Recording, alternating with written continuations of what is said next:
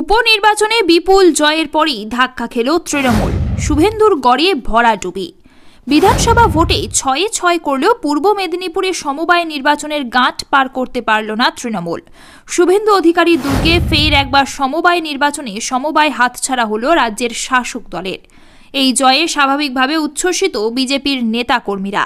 তাদের দাবি, অবাধে নির্বাচন হলে রাজ্যেরও একই ফল হবে, অস্তিত্ব থাকবে না তৃণমূলের। রবিবার পূর্ব মেদিনীপুরের মহিষাদলের ঝাউপাথরা সমবায় সমিতির নির্বাচন হয়। মোট 52টি আসনে লড়াই করেন বিজেপি ও তৃণমূল সমর্থিত প্রার্থীরা। তার মধ্যে 36টি আসনে জয়ী হয়েছেন বিজেপি সমর্থিত প্রার্থীরা। তৃণমূল সমর্থিত প্রার্থীরা জয়ী হয়েছেন 16টি আসনে। এক আসনে টাই হয়, পরে সেটিতেও জয়লাভ করে বিজেপি। ফলে 37 আসনে জয়ী হয়ে সমবায়ের দখল নিয়েছেন বিজেপি সমর্থিত প্রার্থীরা। বিজেপির জেলা সহ সভাপতি বিশ্বনাথ বন্দ্যোপাধ্যায় বলেন, উপনির্বাচনে কিভাবে ভোট হয়েছে সবাই জানে, তাই তার ফলকে মাপকাঠি করে অন্য নির্বাচনের পূর্বাভাস করা ঠিক হবে না। এই নির্বাচনকেও তৃণমূল প্রভাবিত করার চেষ্টা করেছে। ঝাউপাথরা সমবায় দীর্ঘদিন ধরে তৃণমূল বিকলাঙ্গ করে রেখেছিল। এখন ভারতীয় জনতা পার্টি সমবায় দখল করেছে। আমরা সমবায়কে সক্রিয় করে প্রান্তিক কৃষকের স্বার্থে কাজ করব।